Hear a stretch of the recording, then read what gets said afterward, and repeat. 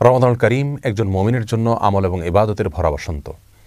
বছরের অন্য সময়ের আমল এবং ইবাদতের ঘাটতি পুষিয়ে দেওয়ার জন্য রমাদান হলো সবচাইতে মোক্ষম সুযোগ। এজন্য রমাদানকে সবচাইতে পরিকল্পিতভাবে এবং রুটিন মাফিক যদি আমরা কাটাতে পারি তাহলে ইনশাআল্লাহ বিইذনিল্লাহ রমাদান আমাদের জন্য অর্থবহ হবে এবং আমাদের সারা বছরের ইবাদতের ঘাটতি পুষিয়ে নিতে সহায়ক হবে।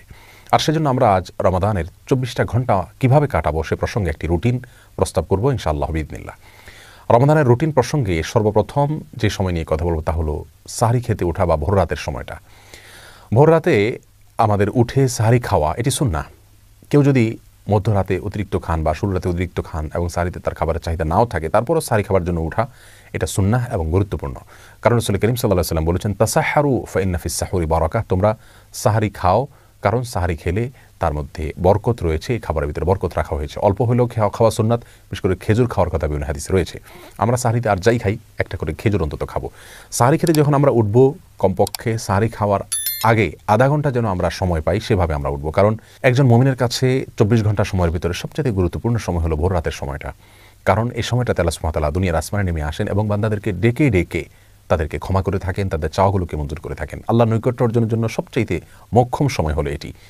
এই জন্য তাহাজ্জুদের সালাত, যত নফল নামাজ আছে তার ভিতরে সবচেয়ে গুরুত্বপূর্ণ নফল নামাজ। তাহাজ্জুদের নামাজ বছরের অন্য কোনো সময়ে আমরা এত গুরুত্বের সাথে হয়তো পড়তে পারি না। রমাদান মাসে তাহাজ্জুদের নামাজ পড়া আমাদের সকলের জন্য সহজ, কারণ আমরা সাহরি খেতে উঠছি। এই জন্য এই সুযোগটাকে কাজে লাগানো উচিত।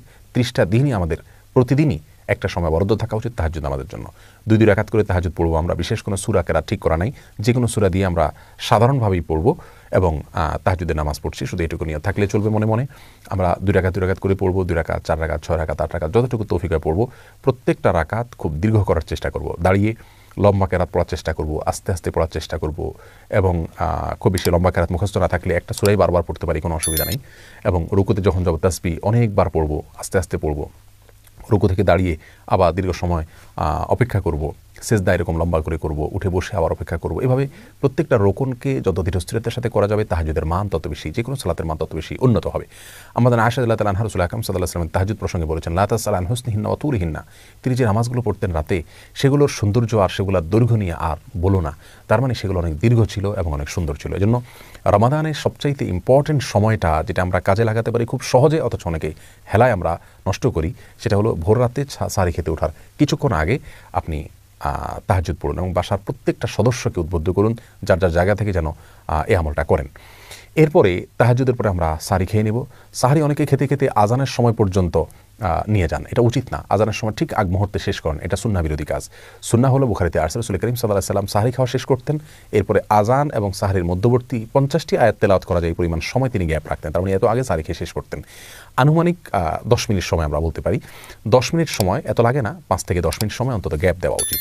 এই টাইমটাতে আমরা আল্লাহর কাছে বিশেষভাবে দোয়া করতে পারি, যেটা দোয়ার সময়, দোয়া কবুলের সবচেয়ে গুরুত্বপূর্ণ সময় দিনের এবং রাতের ভিতরে এই ভোর রাতের সময়টা।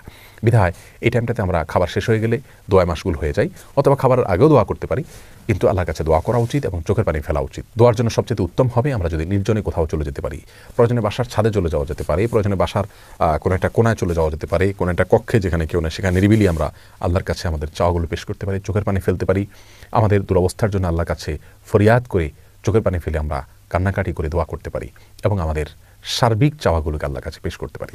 এটা হলো রমাদানের রুটিনের জন্য সবচেয়ে ইম্পর্টেন্ট সময়, যে সময়টাকে আমাদের খেয়াল করা উচিত এবং খুব সুন্দরভাবে পরিকল্পনা করে কাটানো উচিত। এরপরে ফজরের আজান যখন হয়ে যাবে, আজানের পরে আমরা 2 রাকাত সুন্নাত পড়ব। সুন্নাত পড়ার পরে নবী আলাইহিস সালামের সুন্নাত ছিল যে ফজরের 2 রাকাত সুন্নাত পড়ার পরে তিনি কিছুটা বিছানায় মাথা দিতেন, একটু হালকা, ঘুমাতেন না, কিন্তু কিছু সময়ের জন্য রেস্ট করতেন, যেটা 2-4 মিনিট হতে পারে। আমরা কিছু সময়ের জন্য হালকা একটু গড়াগড়ি করে বা বিছানায় যদি মাথা দিই তাহলে সুন্নাহ আদায় হয়ে যাবে। এরপরে উঠে আমরা ফরজ নামাজ পড়ব। ফজরের ফরজ নামাজ পড়ার পর আপন জায়গা যেখানে নামাজ পড়েছি সেখানে বসে থাকবো এবং সম্ভব হলে সূর্য উদয় হওয়া পর্যন্ত অপেক্ষা করব। সূর্য উদয় হওয়া পর্যন্ত এই টাইমটাতে বসে বসে সকাল সন্ধ্যার যে জিকিরগুলো আছে সেগুলো করব। সকাল সন্ধ্যার জিকির নিয়ে আমাদের বই আছে এবং সেটার PDF কপি পাওয়া যায় আমাদের ওয়েবসাইটে আসুন্নাহ ফাউন্ডেশন, সেখান থেকে আপনারা ডাউনলোড করে নিতে পারেন। অথবা নবী আলাইহিস সালামের সকাল সন্ধ্যার দোয়াগুলো যে কোনো বই থেকে আপনি সম্ভব হয় সেগুলো মুখস্থ করে নিয়ে পড়বেন এবং সূর্য উঠা পর্যন্ত আপন জায়গায় বসে থাকবেন। সূর্য ওঠার 10-15-20 মিনিট পরে আপনি 2 রাকাত নামাজ পড়বেন, সেটা সলাতুল ইশরাক। এই নামাজটা আপনি পড়ার কারণে আল্লাহ সুবহানাহু ওয়া তাআলা আপনাকে একটি পূর্ণাঙ্গ উমরার সওয়াব দিবেন। তিরমিজিতে বর্ণিত হয়েছে যে ফজরের পরে আপন জায়গায় বসে থেকে যদি এভাবে জিকির আজকার করা হয় এবং শেষে যদি 2 রাকাত নামাজ পড়া হয় অর্থাৎ ইশরাকের নামাজ, তাহলে এর মাধ্যমে এই সওয়াবটা আমরা পাবো। এটা অনেক রোজাদার আমরা মিস করি, আমরা ফজরের পরপর শুয়ে পড়ি। এটা অত্যন্ত ভুল একটি কাজ। আল্লাহ সুবহানাহু ওয়া তাআলা বলেছেন ওয়াসাব্বিহুহু বুকরাতাম ওয়া আসীলা, দিনের শুরুতে এবং শেষে তোমরা আল্লাহর পবিত্রতা বর্ণনা করো। কোরআন কারীমের বিভিন্ন জায়গায় বিষয়ে উৎসাহ দেওয়া হয়েছে। অতএব দিন এবং রাতের আমরা যদি তাহাজ্জুদের সময়টা, ভোর রাতের সময়টার পরে দ্বিতীয় সর্বোচ্চ গুরুত্বপূর্ণ কোনো সময়ের কথা বলি, তাহলে সেটা হলো ফজরের পরের সময়টা। অথচ এই সময়টাতে আমরা রমজান মাসে বেশিরভাগ মানুষ শুয়ে যাই। এটা ভুল। যদি শুইতে হয়, ঘুমাইতে হয়, আমরা সেটা কিছুক্ষণ পরেই ঘুমাবো, কিন্তু ফজরের পর ঘুমাবো না। জিকির আজকার এবং তাসবিহ তেলাওয়াতে মাশগুল থাকবো ইনশাআল্লাহ বিইذনিল্লাহ। এরপরে যদি আমরা ঘুমায় রেস্টও করি, সেটা পরিমিত হওয়া উচিত এবং লিমিটেড সময়ের জন্য হওয়া উচিত, মেপে কাজ করা উচিত। আমরা 2 ঘন্টা, 2.5 ঘন্টা বা 1.5 ঘন্টা যার যতটুকু প্রয়োজন আমরা ঘুমিয়ে উঠে তারপরে আমরা তেলাওয়াত করলে সেটা সবচাইতে ভালো। কারণ ঘুম থেকে ওঠার পরে মানুষের মন মানসিকতা থাকে অত্যন্ত ফ্রেশ। এই অবস্থাতে কোরআনে কারীম যদি আমরা তেলাওয়াত করি, অর্থ সহকারে বোঝার চেষ্টা করি, কোরআনে কারীম রমজান মাসে আমরা তেলাওয়াত করি পুরোটা একবার বা একাধিকবার আমরা পড়ে শেষ করবো, খতম দেবো ইনশাআল্লাহ, সেটা খুবই ভালো হবে এবং সে সুন্নাহ।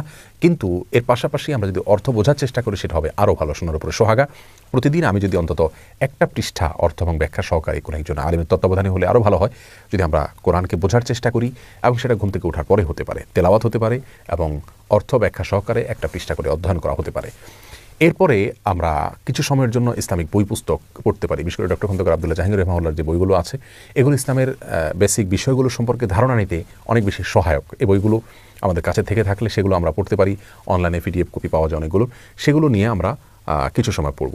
এরপর যখন জোহরের আজান হবে বা জোহরের ওয়াক্ত হবে, জোহরের এখানে 2 রাকাত নামাজ আছে, জাওয়ালের নামাজ বলা হয়, বুখারীতে আসছে, ইবনে হাদিসের কিতাবে আসছে। এই নামাজটি প্রায় বিলুপ্তির পথে, আমরা আলোচনায় এটার ভুলে গেছি। সেটা হলো সূর্য যখন আপনার পশ্চিম আকাশে ঢলে পড়ে, অর্থাৎ জোহরের ওয়াক্ত শুরু হয়, তখন থেকে নিয়ে আপনার জোহরের ফরজ নামাজের বা জোহরের নামাজের আগে আগে যে নামাজটা পড়া হয় নফল নামাজ, এই জহর নামাজ পড়ার জন্য রাসূল আকরাম সাল্লাল্লাহু আলাইহি ওয়াসাল্লাম উৎসাহ দিয়েছেন। যদিও এই নামাজের সময়কাল নিয়ে আরও নানা রকমের কথা আছে, কিন্তু আমরা এটি একটি বক্তব্য, এটার উপর আমল করতে পারি এবং একবার হলেও আমল করতে পারি। রমজান মাসে সেটা করার জন্য সবচাইতে সেরা সুযোগ আমাদের হাতে থাকে সাধারণত। যাই হোক, এই 2 রাকাত নামাজ যদি আমরা পড়তে পারি, পড়লাম। এরপরে জোহরের ওয়াক্ত হলে সুন্নাত এবং ফরজ এবং পরবর্তীতে সুন্নাত এবং পরবর্তীতে অতিরিক্ত 2 রাকাত নফল, যেটা অন্য সময় পড়া হয় না, সেটাও গুরুত্বের সাথে পড়লাম। ধীরে ধীরে প্রত্যেকটা নামাজ আদায় করলাম এবং ফরজ নামাজের পরে 5 ওয়াক্ত সালাতের পরে রাসূল আকরাম সাল্লাল্লাহু আলাইহি ওয়াসাল্লাম যে দোয়াগুলো ছিল, সেই দোয়াগুলোকে খুব গুরুত্বের সাথে, আন্তরিকতার সাথে পড়ার চেষ্টা করব। মাসনুন দোয়াগুলোকে যেভাবে রাসূল করিম সাল্লাল্লাহু আলাইহি ওয়াসাল্লাম পড়েছেন, জিকিরগুলো করেছেন, দোয়াগুলো করেছেন, সেগুলো আমরা করবো ইনশাআল্লাহ বিইذনিল্লাহ। এরপরে বাকি সময়টাতে আমরা যদি বাসা বাড়িতে অবস্থান করি, তাহলে সেক্ষেত্রে বাসা বাড়িতে যারা কাজ করছেন তাদের কাজে একটু হেল্প করবো। কারণ রাসূল করিম সাল্লাল্লাহু আলাইহি ওয়াসাল্লাম বাসা বাড়িতে মা বোনদের কাজে, স্ত্রীর কাজে তিনি হেল্প করতেন। অতএব আমরাও বাসা বাড়িতে থেকে কাজে হেল্প করবো, সেটাও ইবাদত হিসেবে গণ্য হবে ইনশাআল্লাহ বিইذনিল্লাহ। সন্তানরা, তাদেরকে নিয়ে বসতে পারি, একটা সময় তাদেরকে নিয়ে একটা হাদিস পাঠ করে আমরা শোনাতে পারি, পারস্পরিকভাবে পর্যালোচনা করতে পারি, তাদেরকে নসিহত করতে পারি, তাদের জীবন গড়ার জন্য তাদেরকে আমরা উপদেশ দিতে পারি এবং বিভিন্ন সাহাবীদের ঘটনাগুলো তাদেরকে পড়ে শোনাতে পারি। জোহরের পরের সময়টা আমরা সেভাবে কাটাতে পারি। এরপরে দুপুরে একটু কায়ুলা করা সুন্নাত, সম্ভব হলে কিছু সময়ের জন্য আমরা একটু রেস্ট করলাম। সেটা খুব সংক্ষিপ্ত হতে পারে, কিন্তু শুলে একটা সুন্নাহ আমার আদায় হয়ে গেল। এরপর শোয়া থেকে উঠে আমরা আবারও তেলাওয়াত অথবা অন্যান্য বই পুস্তক পড়া, সেগুলোতে আমরা লেগে যেতে পারি। আসর নামাজের পরে মাগরিব পর্যন্ত এই সময়টা খুবই গুরুত্বপূর্ণ, কারণ দিনের শুরুতে এবং শেষে তাসবিহ পাঠ করতে বলা হয়েছে। সন্ধ্যার যে জিকিরগুলো কোরআন হাদিসে বর্ণিত হয়েছে, দোয়াগুলো বর্ণিত হয়েছে, সেগুলোকে আমরা আসর থেকে মাগরিব এই সময়টাতে আমরা করতে পারি। এমনকি এক জায়গায় বসে না থেকে আমাদের ইফতারের আয়োজন করতে করতেও আমরা এই দোয়াগুলো পড়ে ফেলতে পারি, যদি মুখস্থ থাকে। আর মুখস্থ না থাকলে সকাল থেকে সন্ধ্যার যে দোয়া বই আছে, সেগুলো দেখে দেখে আমরা দোয়াগুলো পড়ে ফেলতে পারি। পুরো মাস আমরা দেখে দেখে পড়লে ইনশাআল্লাহ দোয়াগুলো আমাদের মুখস্থ হয়ে যাবে আজীবনের জন্য। এবং সবাইকে উৎসাহ দেব যাতে করে দোয়াগুলো সবাই পড়েন। আর সন্ধ্যায় অর্থাৎ দিনের শেষে আল্লাহ সুবহানাহু ওয়া তাআলার তাসবিহ বর্ণনা করা, এটা আল্লাহ সুবহানাহু ওয়া তাআলার কাছে খুবই পছন্দনীয়, বিধায় সেটা আমরা করবো ইনশাআল্লাহ বিইذনিল্লাহ। আর আসরের পরে মাসনুন দোয়া, যে নামাজের পরবর্তী দোয়া, সেটাও করতে আমরা অবশ্যই ভুলব না। মাগরিবের আজান হয়ে গেলে বা আপনার যখন ইফতারের সময় হবে, ইফতারের সময় হওয়ার সঙ্গে সঙ্গে বিলম্ব না করে ইফতার করব, কারণ ইফতার দ্রুত করা আর সাহরি শেষের দিকে করা এটা সুন্নাহ, এবং নবী আলাইহিস সালাম এটাকে এই জাতির কল্যাণের পূর্ব শর্ত হিসাবে আখ্যায়িত করেছে। বিধায় আমরা সূর্য অস্ত যাওয়ার পর বিলম্ব না করে খুব দ্রুত ইফতার করে ফেলবো ইনশাআল্লাহ বিইذনিল্লাহ। ইফতারিতে অস্বাস্থ্যকর কোনো কিছু খাবো না। খুব বেশি ভাজা পোড়া খাওয়ার অভ্যাস আমাদের দেশে মানুষের। অতিরিক্ত ভাজা পোড়া খাওয়ার ফলে রাতে দাঁড়িয়ে ইবাদত বন্দেগী করা কঠিন হয়ে যায়, তারাবি পড়া কঠিন হয়ে যায়, সুন্দরভাবে কাটানো যায় না। সেজন্য উচিত হবে স্বাস্থ্যসম্মত খাবারগুলো খাওয়া এবং যথাসম্ভব অস্বাস্থ্যকর খাবারগুলোকে পরিহার করা, এবং খেজুর দিয়ে ইফতার করা সুন্নাত, যদি সম্ভব হয় খেজুর দিয়ে ইফতার